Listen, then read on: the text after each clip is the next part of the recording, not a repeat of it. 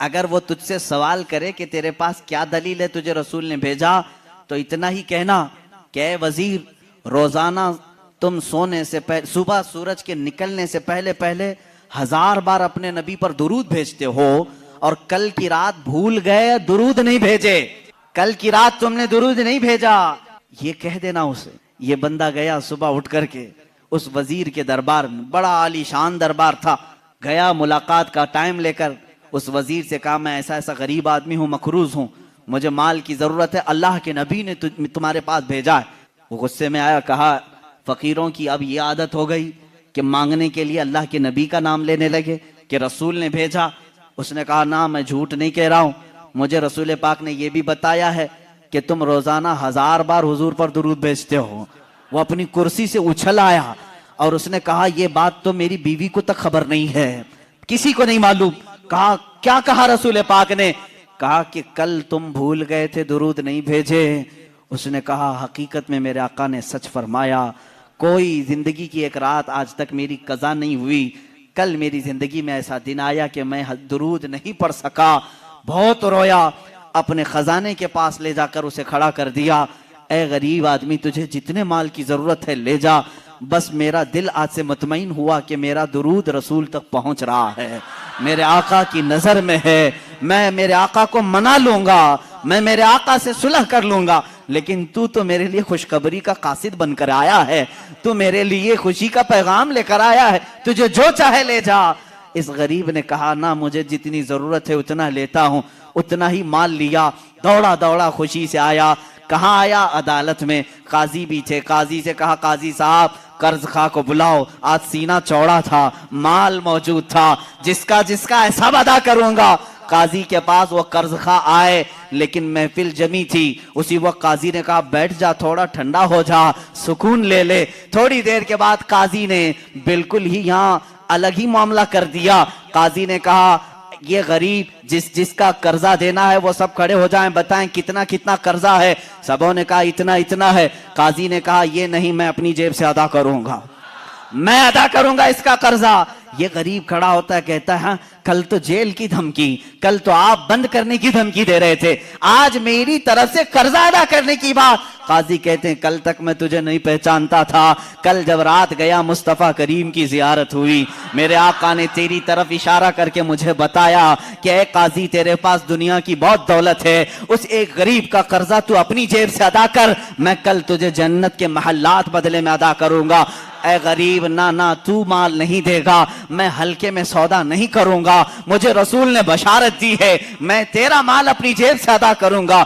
جب یہ قاضی کی باتیں سننے لگے سارے قرض خواہ کھڑے ہوئے، کہا جب یہ آدمی اتنا افضل ہے کہ بارگاہ رسول میں مقبول ہے، ہم گواہی دیتے ہیں کہ ہم نے سب قرضہ معاف کر دیا، اب بھی اگر اسے چاہے تو ہم سے لے سکتا ہے۔ کون دیتا ہے دینے کو منہ چاہیے، کون دیتا ہے دینے کو منہ چاہیے، دینے والا ہے سچا ہمارا نبی، اتنا دیا سرکار نے مجھ کو جتنی میری اوقات نہیں، یہ تو ان کا کرم ہے ورنہ مجھ میں تو ایسی بات نہیں۔ عزیزان گرامی، آج جو ہم اس مقام پر ہیں، یہاں پر بھی ہم فخر سے یہی کہتے ہیں یا رسول اللہ اتنا دیا سرکار نے مجھ کو جتنی میری اوقات نہیں، یہ تو ان کا کرم ہے ورنہ مجھ میں تو ایسی بات نہیں۔ آپ خود دیکھو اللہ کے نبی نے تمہیں، ان کے صدقے میں اللہ نے تمہیں کیا کیا نہیں دیا ہے، یہ رسول کی سخاوت نہیں ہے تو اور کیا ہے۔ سورہ رحمان میں اللہ تبارک و تعالیٰ نے شروعات کہاں سے فرمائی؟ الرحمن، اتنا تو مسلمانوں کو پتا ہونا چاہیے، الرحمن علم القرآن، اس کے بعد خلق الانسان علمہ البیان۔ یہ 4 ہی آیتیں میں بتاتا ہوں آپ کو، 4 ہی آیتوں کے بارے میں شروع۔ الرحمن، رحمان وہ اللہ ہے، رحمان علم القرآن، اس نے قرآن سکھایا۔ علم القرآن کا مطلب ہوا قرآن سکھایا۔ یہاں پر کس کو سکھایا ہے کچھ نہیں ہے، الرحمن علم القرآن دوسرے نمبر پر آیت ہے، رحمان ہے جس نے قرآن سکھایا۔ تیسرے نمبر پر آتی ہے خلق الانسان، پھر انسان کو پیدا کیا، انسان کو پیدا کیا۔ رحمان ہے اس نے قرآن سکھایا، انسان کو پیدا کیا۔ انسان کو پیدا کرنے والی آیت بعد میں ہے، قرآن سکھانے والی پہلے ہے۔ تو پہلے کس کو سکھایا گیا؟ پھر وہ رحمان ہے، قرآن سکھایا۔ کس کو سکھایا؟ وہاں تو آیت میں بعد میں آ رہا ہے خلق الانسان، انسان کو پیدا کیا۔ تو انسان کو بعد میں جب پیدا کیا گیا ہے تو قرآن کس کو سکھایا گیا ہے؟ تو اس تفسیر میں آپ دیکھیں گے تو بڑے بڑے فقہا، بڑے بڑے مفسرین اپنی اپنی تفاسیر جو رکھے ہیں، آپ کی آنکھیں کھلی رہ جائیں گی۔ خلق الانسان سے مراد کون سا انسان ہے؟ وہ آدم علیہ السلام، آدم علیہ السلام کو پیدا کیا۔ اور علم القرآن، قرآن کس کو سکھایا؟ وہ نور محمدی کو سکھایا، جس کا فرمان خود فرمان عالی شان ہے، کنت نبیا وآدم بین الماء والتین، میں تو اس وقت بھی نبی تھا جب آدم کو مٹی اور پانی میں گوندھا جا رہا تھا۔ پتا چلا کہ انسان آدم علیہ السلام اگر یہاں مراد ہیں تو ان کے آنے سے پہلے بھی کوئی تھا، ان کے آنے سے پہلے بھی کوئی تھا۔ وہ کون تھا؟ وہ جو نہ تھے تو کچھ نہ تھا، وہ جو نہ ہو تو وہی تھے۔ وہی ہے اول، وہی ہے آخر، وہی ہے ظاہر، وہی ہے باطن، وہی ہے قرآن، وہی ہے فرقان، وہی ہے طٰہٰ، وہی ہے یاسین۔ لوح بھی تو، قلم بھی تو، تیرا وجود الکتاب، گنبد آبگینہ رنگ تیرے محیط میں حباب۔ حضور پاک صلی اللہ تعالی علیہ وسلم کے متعلق ہی فرمایا گیا۔ اب میں آپ کو ایک بات بتاتا ہوں، نبی پاک صلی اللہ علیہ وسلم نے فرمایا اللہ نے سب سے پہلے چیز کیا پیدا کی؟ سب سے پہلی چیز، حدیثیں الگ الگ، حضور فرماتے ہیں سب سے پہلے پیدا کی جانے والی چیز قلم ہے۔ کیا ہے؟ اور پھر ایک حدیث میں ہے سب سے پہلے چیز پیدا کی گئی ہے لوح۔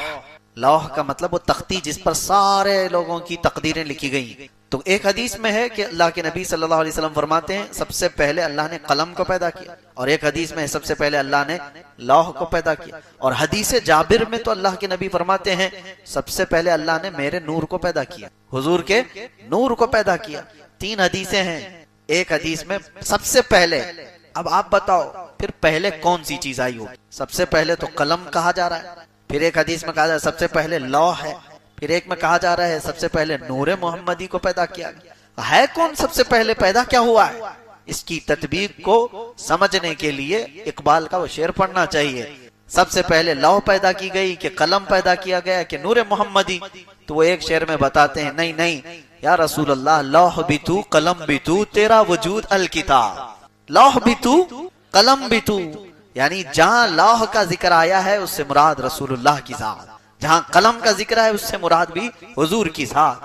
تیرا وجود الکتاب، کتاب بھی یا رسول اللہ صلی اللہ تعالی علیہ وسلم سے مراد آپ ہیں۔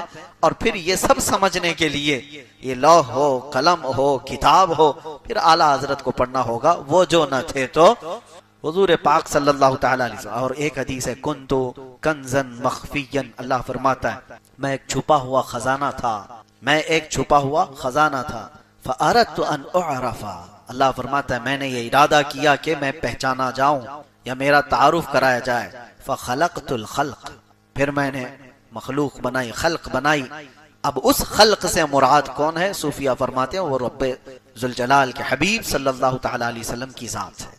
تو اللہ کے نبی صلی اللہ علیہ وسلم کو ایک لقب میں یہ کہا جاتا ہے مظہر خدا، مظہر خدا، جس کا مطلب ہوتا ہے اللہ تعالیٰ نے اپنی پہچان کے لیے جو سب سے بڑی چیز بنائی وہ محمد عربی کی ذات ہے، حضور پاک کی ذات ہے۔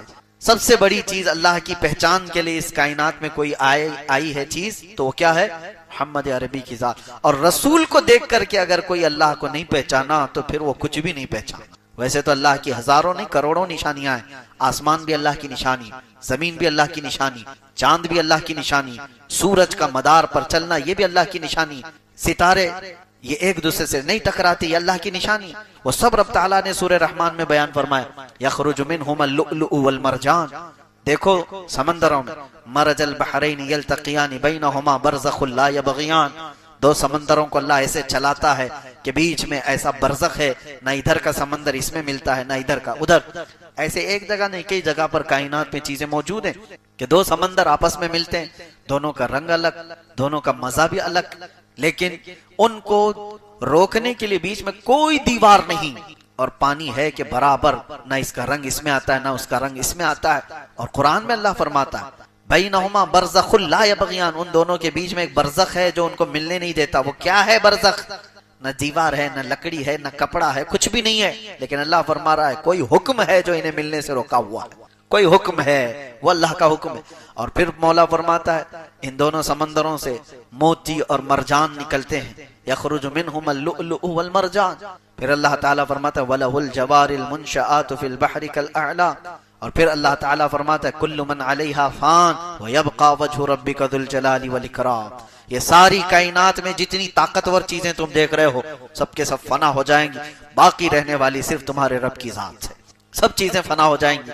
یہ پہاڑ، اونچے اونچے پہاڑ جس کو ختم کرنے کے لیے سالوں لگ جاتے ہیں، ایک پہاڑ کو کاٹنے لگ جاؤ تو تمہاری زندگی ختم ہو جائے، لیکن یہ طاقتور پہاڑ اڑا دیے جائیں گے روئی کے پھائے کی طرح، یہ سارے سمندر اچھال دیے جائیں گے، وَإِذَا الْبِحَارُ سُجِّرَتْ، اللہ نے قرآن میں فرمایا سمندروں میں آگ لگا دی جائے گی، چاند اور سورج ٹکرا دیے جائیں گے، اِذَا الشَّمْسُ كُوِّرَتْ وَإِذَا النُّجُومُ انْكَدَرَتْ، ستارے آپس میں ٹکرا دیے جائیں گے، چاند اور سورج کو ٹکرا دیا جائے گا، زمین میں ایک بڑا طوفان ہوگا، سب فنا ہو جائیں گے، لیکن اللہ رب العزت فرماتا وَيَبْقَى وَجْهُ رَبِّكَ ذُو الْجَلَالِ وَالْإِكْرَامِ، عظمت اور جلال والے تمہارے رب کی ذات باقی رہے، باقی کچھ نہیں رہے گا۔ اور یہ ساری نشانیاں بتا کر رب تبارک و تعالیٰ فرماتا ہے پھر تم کون کون سی نعمتوں کو جھٹلاؤ گے۔ اور ہم نے سورہ زاریات میں ایک بات یہ بھی پڑھی، ایک آیت یہ بھی پڑھی، اللہ فرماتا ہے وَفِي أَنفُسِكُمْ أَفَلَا تُبْصِرُونَ، تمہاری ذات میں میری نشانی ہے کیوں دیکھتے نہیں، وَفِي السَّمَاءِ رِزْقُكُمْ وَمَا تُوعَدُونَ، اللہ تعالیٰ نے اس میں فرمایا ایک ہی آیت اگر آپ سمجھو تمہاری ذات میں میری نشانی ہے، کیا مطلب ہے؟ حضرت محبوب الہی نظام الدین اولیاء رحمۃ اللہ تعالی علیہ فرماتے ہیں کہ انسان کے جسم کے اندر جتنی نسیں ہیں اللہ کو پہچاننے کے اتنے راستے ہیں، اور نسیں کتنی ہیں؟ کہا گیا کہ کھول کر کے بچھا دیے جائیں تو ہزاروں کلومیٹر کا سفر ہو جائے، ہمارے جسم کے اندر کی جو رگیں ہیں اس کو کھول کر بچھا دیا جائے تو ہزاروں کلومیٹر کا سفر ہو جائے، کوئی آج تک گن نہ سکا کہ یہ رگیں کتنی ہیں، نسیں کتنی ہیں، اس میں ایک ڈیمیج ہو جائے تو اس کو آدمی پھر ریکور نہیں کر پاتا۔ کچھ وہ ہوں گی جو نسیں بڑی آپ کو نظر آتی ہیں، کچھ وہ ہیں جو مائکروسکوپ سے دیکھی جاتی ہیں، خوردبین سے دیکھی جاتی ہیں، دماغ کے اندر ہی جو نسیں ہیں کئی 100 کلومیٹر تک اس کا مسافت ہو سکتی ہے۔ اور حضرت امام اعظم ابو حنیفہ رحمۃ اللہ تعالی علیہ فرماتے ہیں من عرف نفسہ فقد عرف رب، جس نے اپنے آپ کو پہچان لیا وہ اپنے رب کو پہچان لیا۔ کبھی آپ دیکھو کون ہے جو میری پوری زندگی کا نظام سنبھالا ہوا ہے، کون ہے مجھے زمین پر صرف 2 ٹانگوں پر کھڑا رکھتا ہے، گرنے نہیں دیتا۔ امام جعفر صادق رضی اللہ تعالیٰ عنہ سے پوچھا گیا آپ کوئی نشانی بتائیں اللہ تبارک و تعالیٰ، تو فرماتے ہیں کہ پرندوں کو دیکھو، پرندوں کو دیکھو، وہ ایک تار پر پوری رات سو جاتے ہیں، انہیں گرنے کون نہیں دیتا، کون ہے جو انہیں گرنے سے بچاتا ہے؟ حقیقت ہے کبھی آپ نے سوچا اس طرح؟ نہ وہ جھولے کھاتے ہیں نہ ان کو، حالانکہ وہ گہری نیند میں سو جاتے ہیں، پتلی پتلی 2 ٹانگوں سے ایک تار پر بیٹھ کر۔ کیا انسان اس طرح تار پر بیٹھ سکتا ہے؟ ان کا کام تم نہیں کر سکتے، تمہارا کام وہ نہیں کر سکتے۔ امام جعفر صادق فرماتے ان پرندوں کو دیکھو کون ہے جو انہیں ان پتلی تاروں پر بٹھاتا ہے اور گرنے سے محفوظ رکھتا ہے، وہ اللہ ہے۔ ما یمسکہن الا اللہ، قرآن میں خود اللہ فرماتا ہے اولم یروا الی الطیر فوقہم صافات ویقبضن ما یمسکہن الا الرحمن، کیا تم پرندوں کو نہیں دیکھتے جو آسمانوں پر اڑتے ہیں اور ان کو گرنے سے بچائے رکھتا ہے؟ کون ہے؟ الا الرحمن، سوائے رحمان کے کوئی نہیں۔ تو یہ ساری نشانیاں کائنات میں موجود ہیں، اور آج کا زمانہ مجھے حیرت ہو رہی ہے۔ ابھی چند دن قبل کیرلا کے سلسلے میں آپ کو پتا ہوگا کہ ہائیلی ایجوکیٹڈ لوگ ہیں، لٹریسٹی وہاں پر انڈیا کے سارے سٹیٹس کے اعتبار سے 100% ہو چکی ہے، پڑھے لکھے لوگ مانے جاتے ہیں، لیکن میرے کئی رشتہ دار ہیں، انہوں نے مجھ سے یہ کہا کہ سب سے حیرت کی بات ہے کہ سب سے زیادہ ایتھیزم کیرلا میں ہو رہا ہے، ایتھیسٹ ملحدین کی تعداد کثرت سے وہاں پھیلتی جا رہی ہے۔ حیرت ہوئی